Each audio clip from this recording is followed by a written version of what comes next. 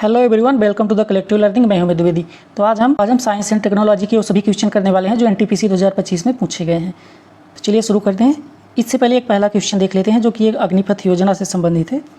तो यहाँ पे पूछा गया था कि अग्निपथ योजना किस क्षेत्र से संबंधित है। तो किससे संबंधित है? ये सेना भर्ती है जो कि इंडियन गवर्नमेंट के द्वारा कब स्टार्ट की गई थी? तो 2022 में इसकी शुरुआत की जाती है। इसके अंतर्गत क्या होता है कि 17.5 से लेकर 21 साल तक के युवाओं को यहाँ पे मौका दिया जाता है अग्निवीर के रूप में भर्ती के लिए। तो किस में होती है भर्ती? जल सेना में, वायुसेना और थल, तीनों सेनाओं में यहाँ पे भर्ती की जाती है। और ये इसमें सिस्टम यह होता है कि 4 साल की सेवा के बाद केवल 25% को क्या किया जाएगा? रेगुलर कर लिया जाएगा, बाकी को रिटायर कर दिया जाता है। तो ये एक छोटा सा क्वेश्चन था। अगला क्वेश्चन अब देखते हैं जो कि हमारे साइंस टेक्नोलॉजी से। 5G तकनीक की सबसे प्रमुख विशेषता क्या है? तो यहाँ पे आपके ऑप्शन है दिए गए हैं। तो इसके अकॉर्डिंग इसका करेक्ट आंसर क्या होगा? इसका करेक्ट आंसर ऑप्शन डी यहाँ पे होने वाला है। यानी अत्यंत उच्च गति और कम लेटेंसी होती है। तो लेटेंसी का मतलब ये होता है कि विलंबता, यानी कि कितना धीरे चल रही है उसकी गति, तो उसको लेटेंसी बोला जाता है। तो यानी लेटेंसी जितनी कम होगी, नेट उतना ही फास्ट यहाँ पे काम करता है। तो ये क्या है? 5G तकनीकी जो है तो ये मोबाइल संचार की कौन सी है? 5वीं जनरेशन कहलाती है, जो कि 4G की तुलना में इससे क्या है? बहुत ज़्यादा तेज़ है। और इसकी लेटेंसी क्या है? काफ़ी ज़्यादा कम है। इसकी मुख्य विशेषताएँ क्या होती है? जैसे कि 10 GB, ये क्या होता है? 10 GB पर सेकंड तक डेटा ट्रांसफ़र स्पीड इसकी है। और इसकी लेटेंसी केवल कितनी होती है? 1 मिलीसेकंड इसकी लेटेंसी होती है। तो इससे क्या होता है कि रियल टाइम एप्लीकेशन यहाँ से इसका काफ़ी तेज़ी से हो पाता है। चलता किससे? तो इंटरनेट ऑफ थिंग, IoT का आपने नाम सुना होगा, उसके माध्यम से क्रांति लाई गई थी। और भारत में 5G को कब लॉन्च किया गया था? तो 2022 में यहाँ पे लॉन्च किया गया था, जिनमें प्रमुख कंपनियाँ जैसे कि जियो, एयरटेल ने क्या किया था? इन्हें चरणबद्ध तरीके से लागू किया था। मतलब इनके लिए अप्लाई की थी और इसको चरणबद्ध तरीके से लागू कर रही हैं। अगला क्वेश्चन है क्वेश्चन नंबर 3। DRDO का मुख्य कार्य क्या होता है? आंसर क्या होगा? ऑप्शन सी यहाँ पे आप देख सकते हैं। तो DRDO क्या है? भारत सरकार की रक्षा मंत्रालय के अधीन एक प्रमुख संस्था है, जिसका उद्देश्य क्या है? भारतीय सशस्त्र बलों को आत्मनिर्भर बनाना। यानी ये रक्षा अनुसंधान और विकास पे काम करती है। तो इसके मुख्य कार्य कैसे होंगे? जैसे मिसाइल बनाना, रडार बनाना, टैंक या फिर विमान, इलेक्ट्रॉनिक युद्ध प्रणाली आदि सभी का यहाँ पे विकास करती है। इसके प्रमुख प्रोजेक्ट की अगर बात करें तो इसके अंतर्गत प्रोजेक्ट चल रहे हैं जैसे कि अग्नि मिसाइल, तेजस फाइटर जेट, आकाश मिसाइल, पिनाका रॉकेट सिस्टम, इन सभी के बारे में आपने सुना होगा। तो सभी इसके मतलब क्या है? इसके प्रोजेक्ट हैं। इसकी स्थापना की अगर बात करें तो ये 1958 में इसकी स्थापना की गई थी। और कभी कभी एग्जाम में ये भी पूछ लेता है कि इसके कितने प्रयोगशालाएँ हैं भारत में। तो ये लगभग कितने हैं? 50 प्रयोगशाला इसकी पूरे भारत में चल रही हैं। इसका आदर्श वाक्य क्या है? तो इसका आदर्श वाक्य है यहाँ पे बलस्य मूलम विज्ञानम, यानी बल की जड़ विज्ञान होती है। अगला क्वेश्चन देखते हैं। इसरो द्वारा विकसित नाभिक प्रणाली किससे संबंधित है? तो यहाँ पे आपके ऑप्शन दिए गए हैं। इसका करेक्ट आंसर क्या होगा? एक नेविगेशन और पोजिशनिंग सिस्टम के लिए काम आता है। नाभिक अगर फुल फॉर्म देखा जाए तो क्या होता है? Navigation with Indian constellation. तो इसको आप याद रख सकते हैं। नेविगेशन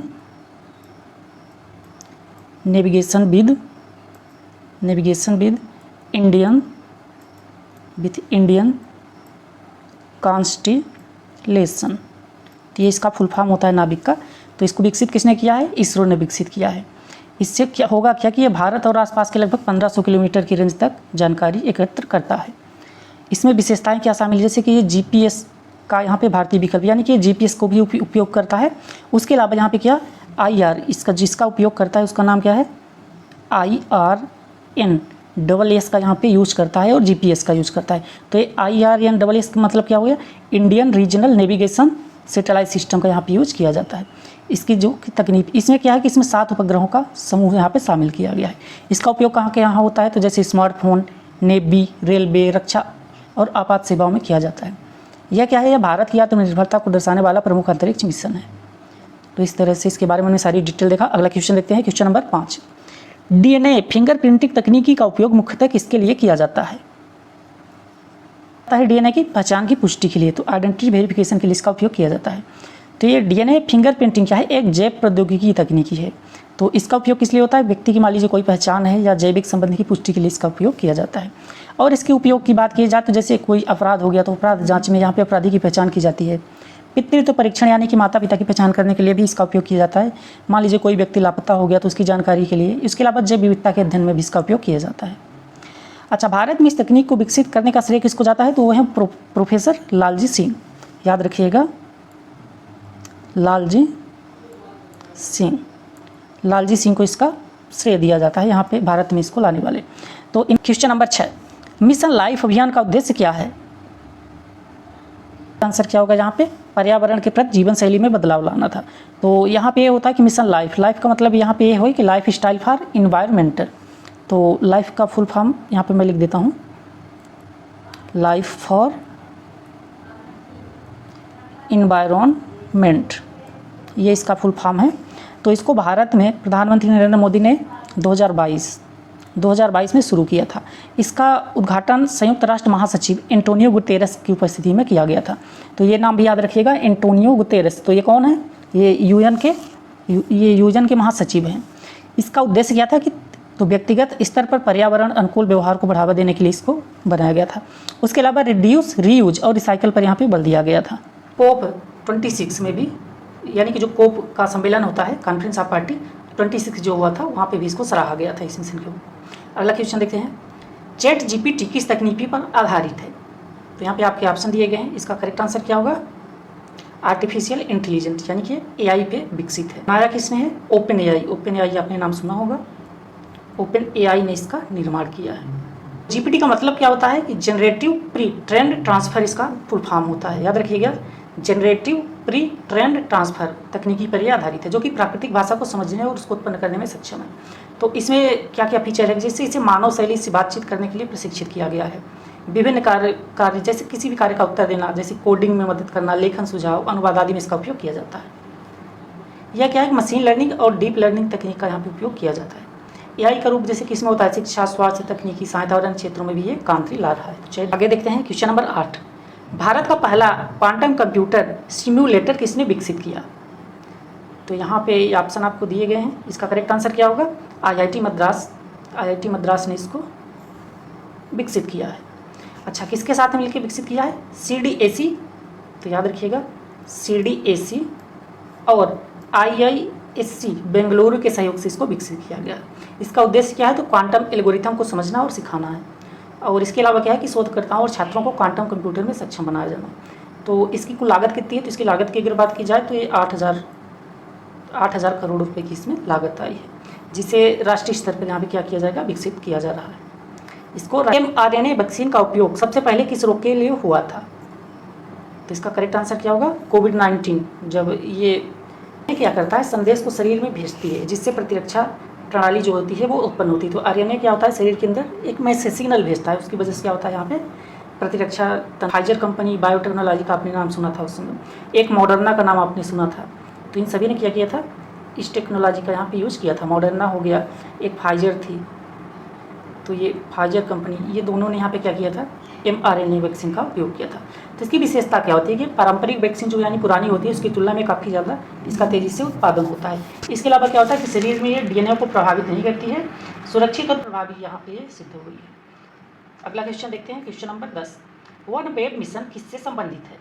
आंसर क्या होगा? उपग्रह इंटरनेट सेवा से संबंधित है। तो वन वेब करता क्या है कि एक वैश्विक उपग्रह इंटरनेट सेवा प्रदान करने का मतलब ये मिशन बनाया गया है, जिसका उद्देश्य क्या है कि दूर दराज के क्षेत्रों तक ब्रॉडबैंड कनेक्टिविटी को पहुंचाया जाए।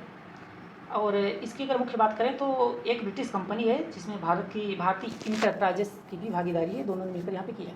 तो इसरो ने क्या किया है? इसरो ने वन वेब के उपग्रहों को किससे लॉन्च किया? GSLV MK3 रॉकेट से लॉन्च किया है।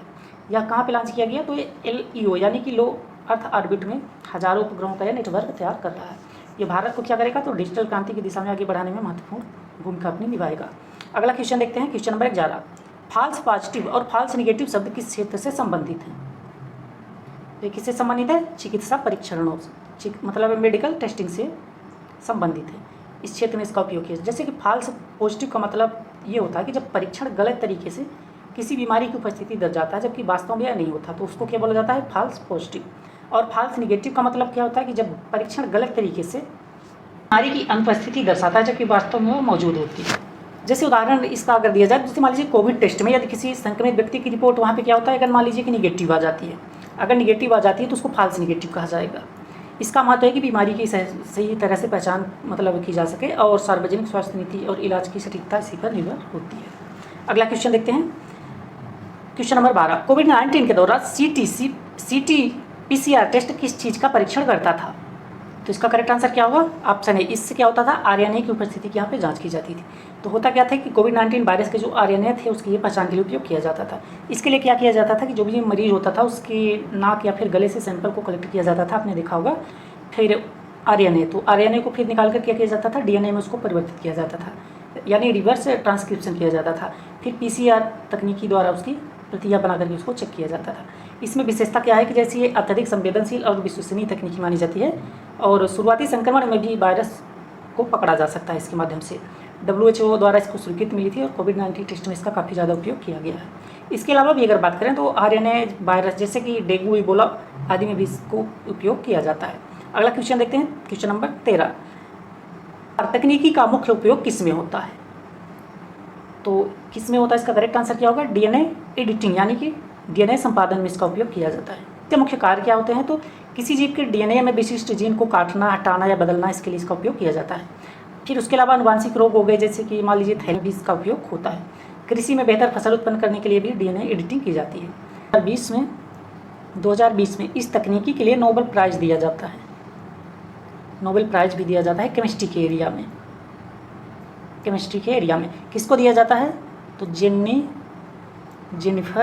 जेनिफर डोंडना, और इसके अलावा कौन है? इमानुएल कारपेंटियर। ये इसका नाम थोड़ा सा अजीब है, आप देख लीजिएगा। इमैनुएल कारपेंटियर, इन दोनों को क्या किया जाता है? इसी क्रिप्सार तकनीकी के लिए नोबेल प्राइज़ 2020 का दिया गया है केमिस्ट्री के एरिया में। अगला क्वेश्चन देखते हैं, क्वेश्चन नंबर 14, ड्रोन सशक्तिकरण योजना का उद्देश्य क्या है? तो इसका क्या उद्देश्य है? कृषि क्षेत्र में ड्रोन तकनीकों को बढ़ावा देने के लिए इसका उपयोग किया जाता है, यानी खेती किसानी में ड्रोन का उपयोग वो इसके लिए इसको किया गया। तो इसका उद्देश्य क्या था? अच्छा, इसकी शुरुआत कब होती है? तो इसकी मतलब केंद्रीय बजट जो आता है 2022-23 का, वहाँ पर इसकी बात की जाती है। तो इसका उद्देश्य क्या होता है कि किसानों को ड्रोन किराए पर उपलब्ध कराए जाएँ और कीटनाशक छिड़काव, बीज बोने और फसल निगरानी के लिए ड्रोन का उपयोग किया जाए। उसके अलावा क्या था कि युवाओं को ड्रोन संचालन में प्रशिक्षित भी करना था। यह योजना आत्मनिर्भर भारत और डिजिटल खेती के सपनों को पूरा करने की दिशा में एक कदम की तरह उठाया गया था। अगला क्वेश्चन देखते हैं, क्वेश्चन नंबर 15, कौन सा संस्थान राष्ट्रीय सुपर कंप्यूटर मिशन चला रहा है? CDAC और IISC, यानी कि centre for development of advance computing और IISC बेंगलोर मिलकर इसको संचालित कर रहे हैं। इसका लक्ष्य क्या है कि भारत में स्वदेशी सुपर कंप्यूटरों का निर्माण किया जाए, जैसे कि विज्ञान, मौसम पूर्वानुमान, इन सभी में इनका उपयोग किया जा सके। तो NSM के तहत एक परम श्रृंखला के सुपर कंप्यूटर विकसित किए गए हैं, जैसे कि परम सिद्धि हो गया, परम शक्ति, ये सभी यहाँ पे विकसित किए गए हैं। ये मिशन क्या करेगा? तो भारत को वैश्विक स्तर पर कंप्यूटर शक्ति में अग्रणी बनाने की दिशा में एक काम कर रहा है। अगला क्वेश्चन देखते हैं, स्पेक्ट्रोस्कोपी किसमें सहायक होती है? करेक्ट आंसर क्या होगा? ये रसायनों की संरचना जानने में मदद करती है। तो स्पेक्ट्रोस्कोपी क्या है? एक वैज्ञानिक तकनीकी है जिसका उपयोग कहाँ पे किया जाता है? तो मान लीजिए कोई पदार्थ है तो उसके संरचना, गुण और उसमें उपस्थित तत्व के बारे में विश्लेषण करने के लिए किया जाता है। बायोल्यूमिनेसेंस का अर्थ क्या होता है? बायोल्यूमिनेसेंस एक ऐसी प्राकृतिक प्रक्रिया है जिसके माध्यम से मान लीजिए कोई जीव है, जैसे कि जुगनू हो गया या कोई समुद्री जीव भी हो गया, तो क्या करते हैं? अपने शरीर से प्रकाश को उत्पन्न करते हैं। तो ऑप्शन सी इसका करेक्ट होगा, यानी कि कोई जीव जब अपने शरीर से क्या करता है? प्रकाश उत्पन्न करता है, उस प्रक्रिया को ये बोला जाता है बायोल्यूमिनेसेंस। तो ये उत्पन्न कैसे करता है? जैसे ये प्रकाश होता है कि जैव रासायनिक प्रक्रिया के माध्यम से उत्पन्न होता है। इसमें लूसीफेरेज नामक एंजाइम और लूसीफेरिन नामक अणु शामिल होते हैं। यह प्रकाश शिकार को आकर्षित करने, संचार करने या शत्रु से बचाव के लिए काम आता है। अगला क्वेश्चन देखते हैं, क्वेश्चन नंबर 18, ब्लॉकचेन तकनीकी का प्रमुख उपयोग किस क्षेत्र में हो रहा है इस समय पर? तो ब्लॉकचेन तकनीकी का उपयोग कहाँ पे हो रहा है? लेन देन में इसका उपयोग किया जा रहा है। तो इसका मुख्य उपयोग कहाँ पे हो रहा है? जैसे क्रिप्टो करेंसी हो गया, बिटकॉइन, इथेरियम, यहाँ पे यूज हो रहा है। बैंकिंग और वित्तीय सेवाओं में तेज और सुरक्षित लेन देन, खैर सुरक्षित लेन देन तो यहाँ पे नहीं होता, क्योंकि थोड़ा इसमें बहुत सारी समस्याएं भी होती हैं ब्लॉकचेन टेक्नोलॉजी में, पर इसके अनुसार ये देखा जाए तो हो गया काफ़ी ज़्यादा यूजफुल है। इसमें विशेषता क्या होती है कि जैसे मान लीजिए कोई केंद्रीय नियंत्रक नहीं, जैसे अभी मान लीजिए हमारे देश में मनी सप्लाई हो रही है तो उसको कौन कंट्रोल कर रहा है? RBI के माध्यम से वो कंट्रोल होता है। बट ये ब्लॉकचेन में कोई नियंत्रण करने वाला नहीं होता। और मान लीजिए कि यहाँ पे कोई डेटा है तो उसको बदलना संभव नहीं होता, क्योंकि एक बार जो डेटा फिक्स हो जाता है उसको दोबारा चेंज नहीं किया जा सकता यहाँ पे। अगला देखते हैं, क्वेश्चन नंबर 19, नैनो टेक्नोलॉजी किस पर आधारित है? ये सूक्ष्म कणों पर यानी टिनी पार्टिकल और एटम पर आधारित होती है। तो ये विज्ञान की मतलब एक ऐसी शाखा है जिसमें पदार्थों को परमाणु और आणविक स्तर पर नियंत्रित किया जाता है। आमतौर पर 1 से लेकर 100 नैनोमीटर के पैमाने पर इसको मापा जाता है। इसका उपयोग कहाँ पे होता है? तो औषधियों की डिलीवरी में, यानी ड्रग डिलीवरी, जल के शुद्धिकरण में भी होता है, कपड़ा उद्योग में भी, धूल प्रतिरोधी वस्त्र में इनका उपयोग होता है। भारत में नैनो टेक्नोलॉजी यानी कि DST, department of science and technology द्वारा चलाया जा रहा है। अगला देखते हैं, फाइबर ऑप्टिक्स किस सिद्धांत पर आधारित है? फाइबर ऑप्टिक्स के बारे में आपने सुना होगा, जिसके माध्यम से हमारा इंटरनेट वगैरह सब चलता है, सारी इन्फॉर्मेशन आती जाती है। तो किस पे काम करता है? पूर्ण आंतरिक परावर्तन के माध्यम से ये काम करता है। यानी जब क्या होता है कि जो केबल होती है वहाँ पे जो प्रकाश जाता है उसका टोटल आंतरिक परावर्तन होता है, इधर जाती है और डायरेक्ट इधर रिटर्न आती है, तो इस तरह से चलती है बहुत स्पीड से। तो इसमें होता है कि जो प्रकाश होती है, प्रकाश को क्या किया जाता है कि पतले कांच या प्लास्टिक के फाइबर के अंदर प्रतिबिंबित करके भेजा जाता है, यानी बहुत छोटे उसमें उसको प्रतिबिंबित किया जाता है ताकि उसकी स्पीड काफ़ी तेज़ रहे। तो इसका उपयोग होता है कहाँ पे? जैसे टेलीकम्युनिकेशन, इंटरनेट, मेडिकल एंडोस्कोपी आदि में इसका उपयोग किया जाता है। और आज की जो ब्रॉडबैंड और हाई स्पीड इंटरनेट तकनीकी है, फाइबर ऑप्टिक्स पर ही आधारित है। आर्टिफिशियल इंटेलिजेंस का प्रमुख उद्देश्य क्या है? का करेक्ट आंसर क्या होगा? ऑप्शन बी, मानव जैसे बुद्धिमान कार्य करना। मानव की जगह लेना ये नहीं, केवल रोबोट बनाना ये भी नहीं, मानव शक्ति को कमजोर करना ये भी नहीं, ये तो निगेटिव है। इसका करेक्ट आंसर क्या होगा? मानव जैसे बुद्धिमान कार्य करना। तो इसमें होता यह है कि आर्टिफिशियल इंटेलिजेंस, इसका उद्देश्य कहाँ पे बनाया गया? कंप्यूटर और मशीनों को इस प्रकार सक्षम बना दिया जाए तो मानवीय बुद्धिमत्ता के समान कार्य कर सके। इसकी क्या क्या क्षमताएं होती हैं? तो ये लर्निंग कर सकता है, यानी सीख सकता है, डिसीजन मेकिंग करता है, प्रॉब्लम सॉल्व करता है। और एग्जाम्पल देखा जाए तो वर्चुअल असिस्टेंट में आपने सिरी का नाम सुना होगा, सिरी हो गया, अलेक्सा हो गया, चैट GPT हो गया, तो ये सभी इसके एग्जाम्पल हैं। इसके अलावा आप आज के समय देखें तो सेल्फ ड्राइविंग कार आ रही है, तो ये भी क्या है? आर्टिफिशियल इंटेलिजेंस का ही उदाहरण है। अगला क्वेश्चन देखते हैं, बायोटेक्नोलॉजी किससे संबंधित है? प्राणियों पर तकनीकी का उपयोग किया जाता है। तो बायोटेक्नोलॉजी एक ऐसा विज्ञान है जिसमें जीवित कोशिकाओं और जैविक प्रणालियों का उपयोग उत्पाद और सेवाएं विकसित करने के लिए किया जाता है। तो इसका मुख्य क्षेत्र की अगर बात करें तो जैसे चिकित्सा हो गया, टीका बनाना हो गया, दवाएं बनाना हो गया, इन सभी में इसका उपयोग होता है। उसके अलावा अगर कृषि में बात की जाए तो जैसे BT कॉटन आपने नाम सुना होगा, रोग प्रतिरोधक फसलें, इनका निर्माण इससे होता है। पर्यावरण में जैव अपशिष्ट प्रबंधन में होता है और औद्योगिक में एंजाइम का। देखते हैं क्वेश्चन नंबर 23, भारत में राष्ट्रीय डिजिटल सहायता स्वास्थ्य मिशन का उद्देश्य क्या था? JM यानी कि नेशनल डिजिटल हेल्थ मिशन, ये भारत सरकार द्वारा 2020 में स्टार्ट किया गया था, शुरू किया गया था। तो इसका उद्देश्य क्या था कि जितने भी सिटीजन हैं, नागरिक हैं, उनकी यूनिक ID बनाई जाए और डिजिटल स्वास्थ्य उनका रिकॉर्ड रखा जाए। इसकी विशेषता क्या थी कि जैसे प्रत्येक नागरिक का एक यूनिक हेल्थ ID बनेगा, जिसको आभा ID बोलेंगे। अस्पताल, डॉक्टर, मरीज सभी डिजिटल नेटवर्क यहाँ पे जुड़ जाएंगे। आयुष्मान भारत योजना का डिजिटल यहाँ पे विस्तार किया जाएगा।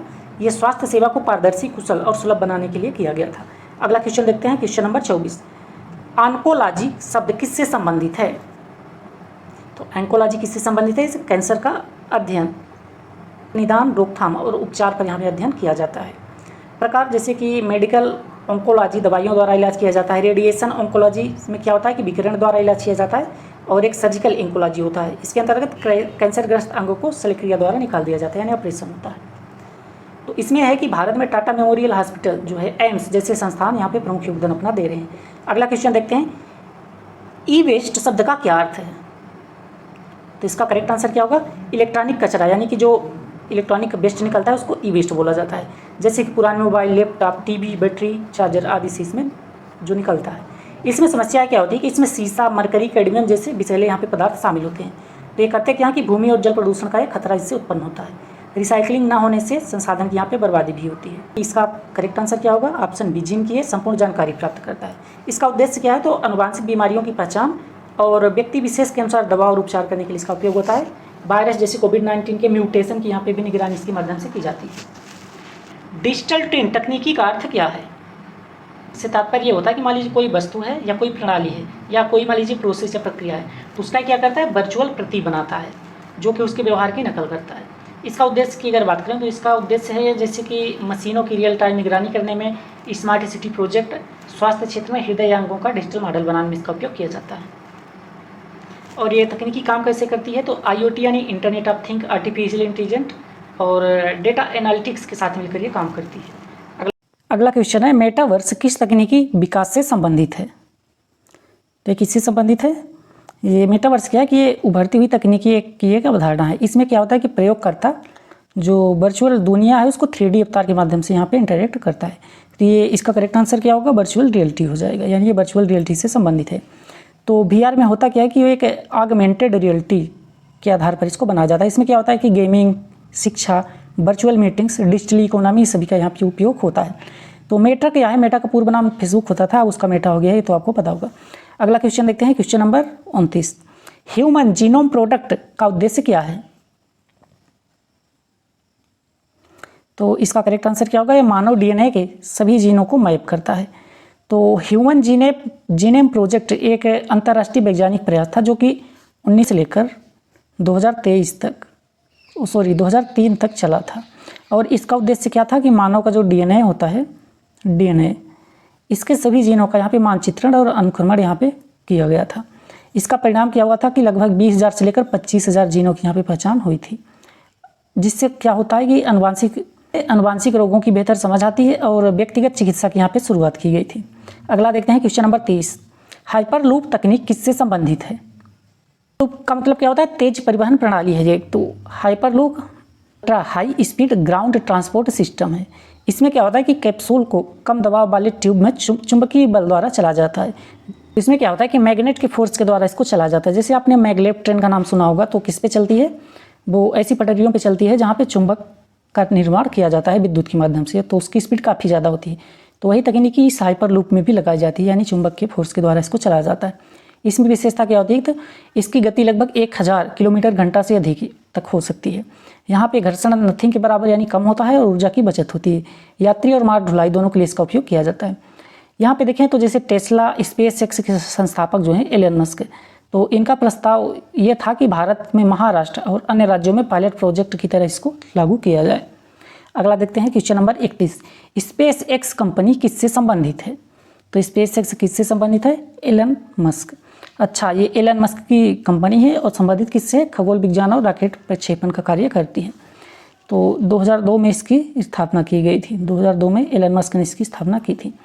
इसकी अगर उपलब्धियों की बात करें, और फाल्कन 9 रॉकेट इन्होंने रॉकेट बना, जिनका मतलब जिनकी विशेषता क्या है कि ये पुनः प्रयोग, यानी कि एक बार लॉन्च करने के बाद, आसमान में जाने के बाद ये फिर से रिटर्न पृथ्वी पे वापस आ जाती है, यानी कि रियूजेबल रॉकेट है। ड्रैगन टूल मानव है। इसमें नियॉन से मतलब क्या है, एक वर्चुअल ये बीडिंग है, वर्चुअल बीइंग है। मतलब बीइंग का मतलब ये हुआ कि ह्यूमन की तरह है, जिसे सैमसंग की स्टार लैब, सैमसंग की एक लैब है जिसको स्टार बोला जाता है, इसको स्टार लैब बोलते हैं। तो इस लैब ने 2020 में CES टेक प्रदर्शनी में प्रस्तुत किया था। इसकी विशेषताएं क्या थी, तो ये कंप्यूटर आधारित कृत्रिम मानव है जो कि वास्तविक इंसानों जैसे दिखता है, बोलता है और प्रतिक्रिया भी करता है। आर्टिफिशियल इंटेलिजेंस, मशीन लर्निंग और न्यूरल नेटवर्क के माध्यम से इसको बनाया गया, उस पर आधारित है। इसका उपयोग कहाँ तो होता है, तो ग्राहक सेवा, डिजिटल सहायता में और वर्चुअल शिक्षकों के रूप में इसका उपयोग किया जाता है। अगला देखते हैं क्वेश्चन नंबर 33। इसरो द्वारा लॉन्च किया गया RISAT 2B-R1 उपग्रह किस उद्देश्य के लिए था? ये रडार इमेजिंग और निगरानी के लिए इसको बनाया गया था। तो RISAT 2B-R1 इसका मतलब होता है रडार इमेजिंग सैटेलाइट है। ये एक पृथ्वी अवलोकन उपग्रह है। तो इसको इसरो ने 11 दिसंबर 2019 को लॉन्च किया था। इसका उद्देश्य क्या था, तो इसका उद्देश्य था बादल के पार भी पृथ्वी की सतह की इमेज लेना, निगरानी करना और आपदा प्रबंधन में इसका उपयोग होगा। इसके अलावा सीमाओं की सुरक्षा और कृषि में भी निगरानी के लिए इसको उपयोग में लिया जाएगा। अगला देखते हैं क्वेश्चन नंबर 34। ब्लूटूथ तकनीकी किससे संबंधित है? तो ये तो आपके फ़ोन में होता होगा या आपने देखा होगा, इसका कभी ना कभी आपने यूज़ किया होगा। तो वायरलेस ये डाटा ट्रांसफ़र करती है।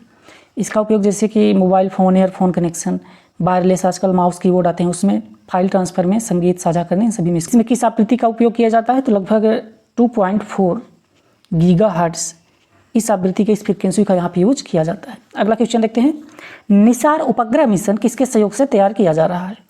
तो निसार को कौन बना रहा है? नासा के, यानी कि जो संयुक्त राज्य अमेरिका की कंपनी है नासा, इसके सहयोग से इसरो के माध्यम से इसको लॉन्च किया जा रहा है। इसका उद्देश्य क्या है, तो पृथ्वी की सतह में परिवर्तन जैसे कि भूकंप, हिमनद का पिघलना, कृषि गतिविधियों का अध्ययन इसके माध्यम से किया जाएगा। अभी हाल ही में इसरो ने क्या किया है, 30 जुलाई 2025 के दिन इसको लॉन्च कर दिया है। तो किसके माध्यम से लॉन्च हुआ है? GSLV F-16 35 क्वेश्चन NTPC में आए हुए थे। NTPC जो कि ग्रेजुएट लेवल का हुआ था अभी 2025 में, तो उसमें ये साइंस टेक्नोलॉजी के 35 क्वेश्चन थे जो मैंने यहाँ पे सभी करा दिए हैं। आपका अगर कोई सुझाव है तो कमेंट बॉक्स में अपना सुझाव जरूर दीजिएगा और इस चैनल को भी सब्सक्राइब कर लीजिएगा।